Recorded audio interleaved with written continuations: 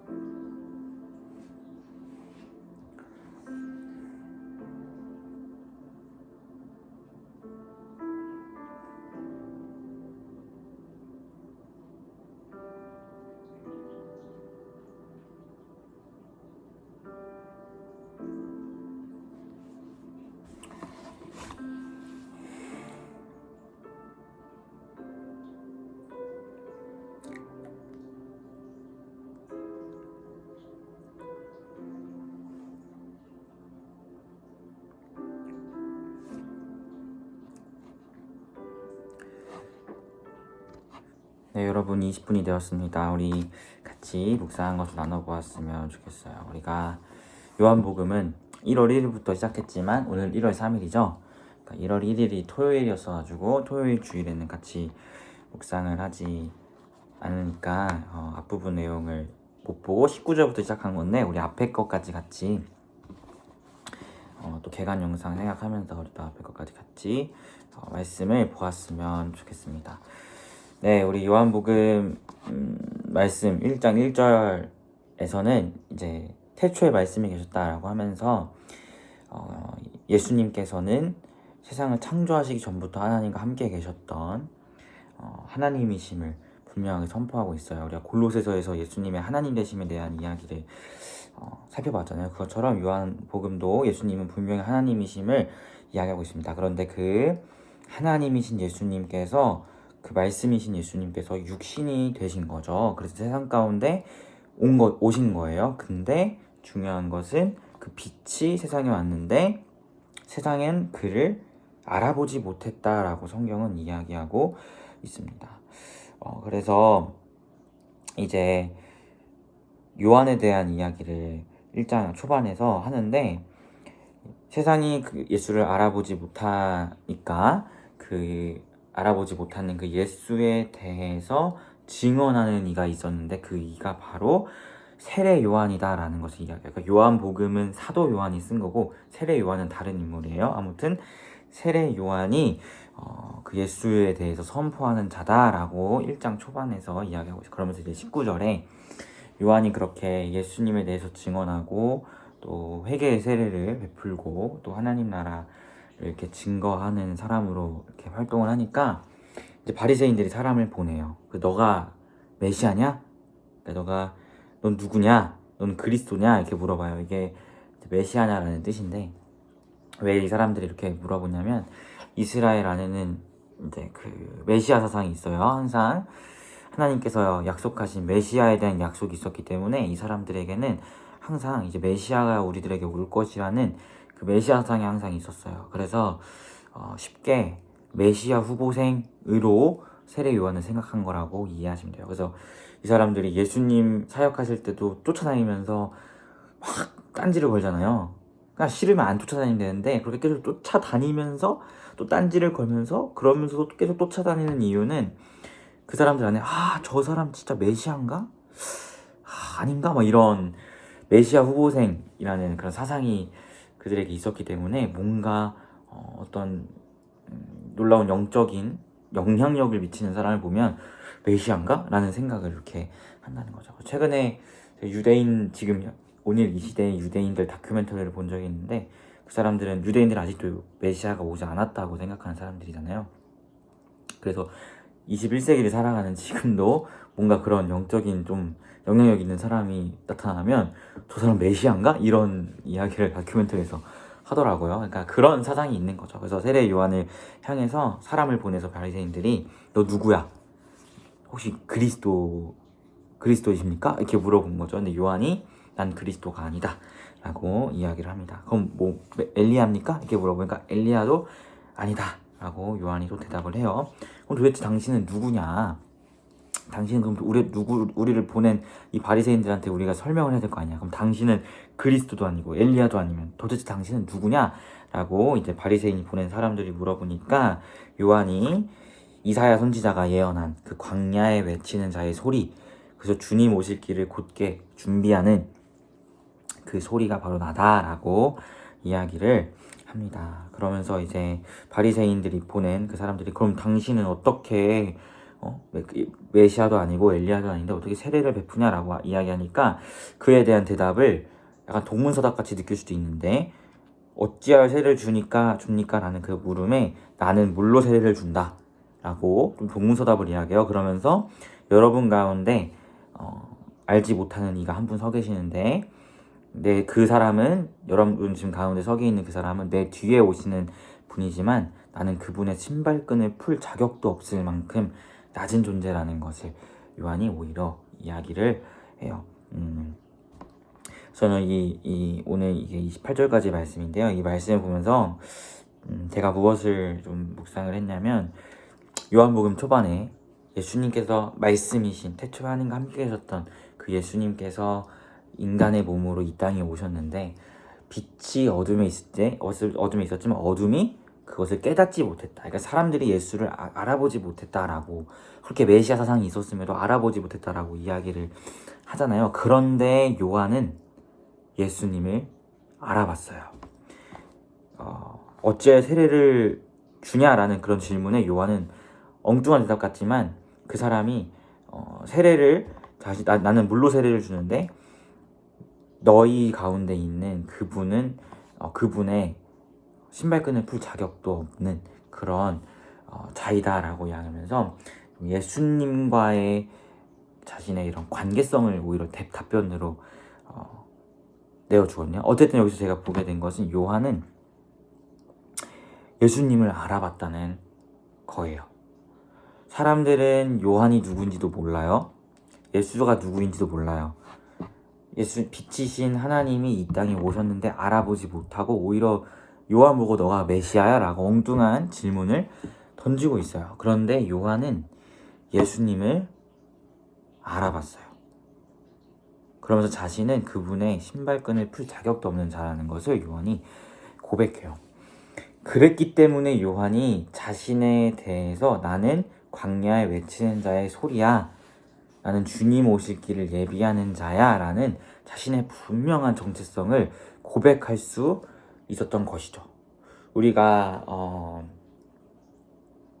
제가 넷플릭스에서 메시아라는 드라마를 봤다고 설교 시간에 이야기한 적이 있었는데, 거기 보면 결국 그거예요. 그 메시아를 주장하는 사람이 진짜 메시아인지 아닌지 열린 결말로 끝나요. 우리의 선택이에요. 내가 그 드라마에 있는 주인공을 메시아라고 믿을지 아닐지 선택인데, 이제 흔히 그 메시아를 바라보는 일반적인 세상 사람들의 눈은 미치광이라고 생각하거든요. 나 자신에 대한 어떤 크나큰 환상으로 인해서 내가 이 세상을 구원할 메시아야라는 그런 미치광이로 이해를 보통 하는데, 요한도 충분히 그럴 수 있었죠. 사람들이 쫓아다니고 또 영향력이 있었고 그런 영적인 놀라운 역할들을 감당했던 사람이었기 때문에 어쩌면 자기 스스로도 내가 메시아인가? 라는 이런 생각을 어쩌면 했을 수도 충분히, 그게 못할 생각은 아니라고 저는 생각해요.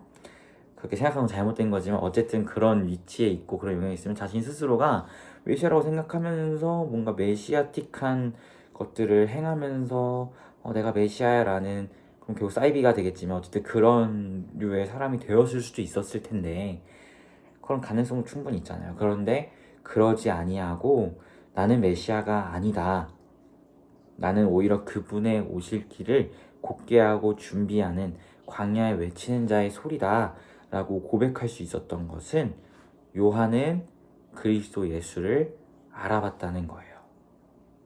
사람들은 알아보지 못했는데 요한만큼은 그분을 알아보아서 오히려 자신의 정체성을 그 예수로 말미암아 분명하게 하고 있다는 것이죠.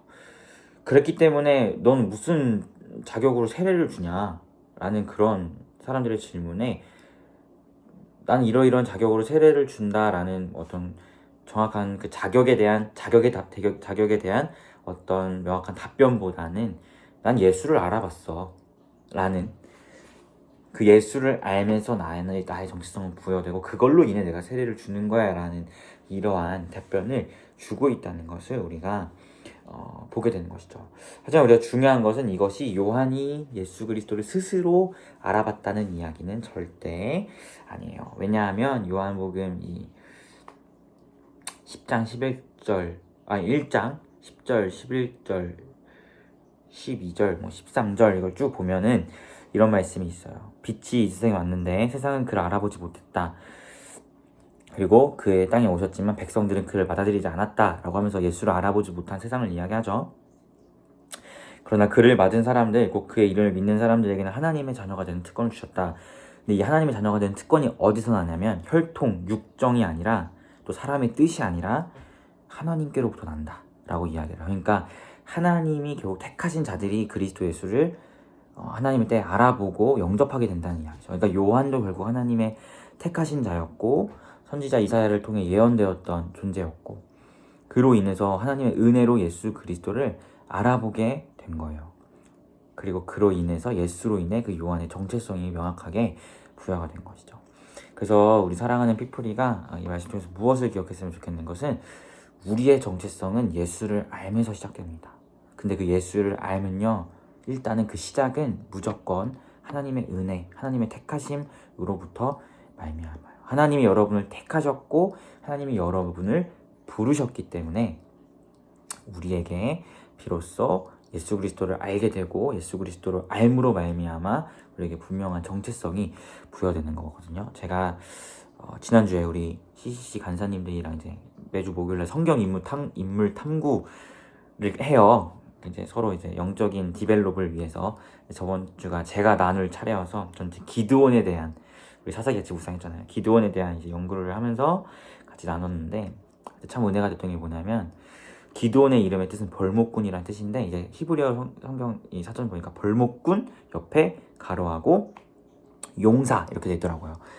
근데 기드온은 되게 소심해요. 그러니까 밀을 터는데 포도주 틀에서 털 만큼, 밀은 룻기를 보면 되게 넓은 데서 타작을 막 하는데 거기 넓은 데서 하지 않고 그냥 포도주 틀에서 밀을 털 만큼 되게 소심한, 미디안 사람들이 그렇게 괴롭혔기 때문에 그런 상황 가운데 소심한 기드온이 그런 숨어서 이렇게 타작을 하는 것을 보게 되는데, 그때 여호와의 사자는 구약에서 누구라고요? 예수 그리스도라고 이야기했죠. 예수 그리스도가 나타나서 기드온을 향해 뭐라고 이야기하냐면 큰 용사여 이렇게 부릅니다.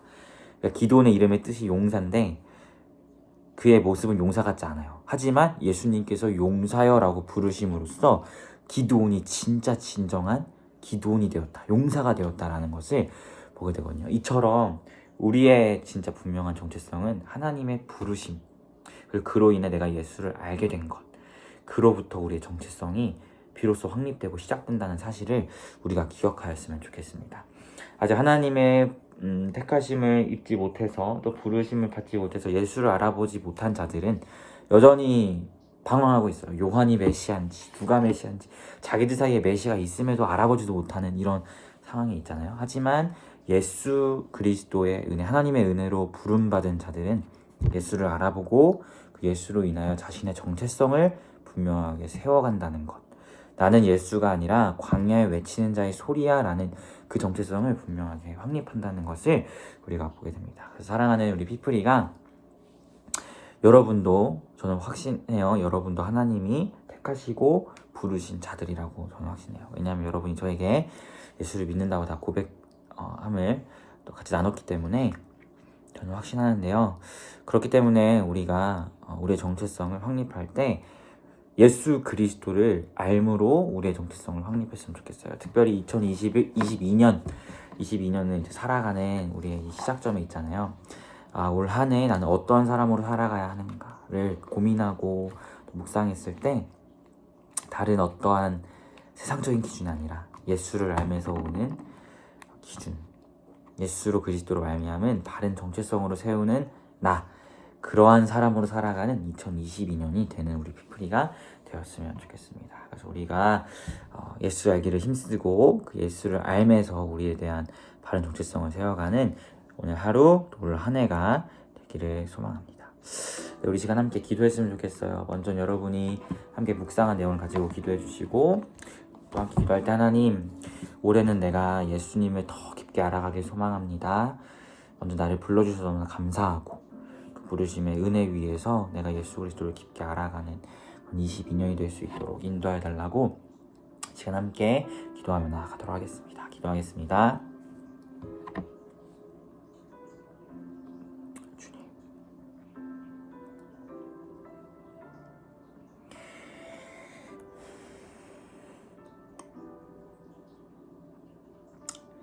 기도할게요. 하나님, 감사합니다. 22년 한 해도 우리에게 허락하여 주시고 또 우리를 부르셔서 우리가 예수 그리스도를 알게 하심이 너무나 감사합니다.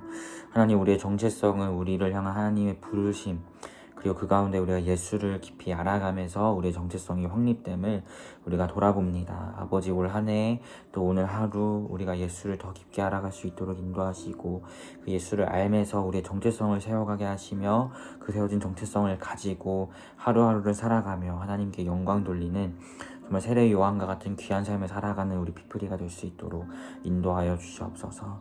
올 한 해 시작 가운데서 있습니다. 말씀으로 하루를 시작하게 하심이 너무나 감사합니다. 오늘 하루 올 한 해 하나님의 말씀과 함께 힘차게 은혜 위에 살아갈 수 있도록 주님 동행하여 주시옵소서. 감사드리며 예수님의 이름으로 기도합니다. 아멘. 네, 여러분 모두 고생 많으셨고 오늘 하루도 평안한 하루 되시길 바라게요. 샬롬.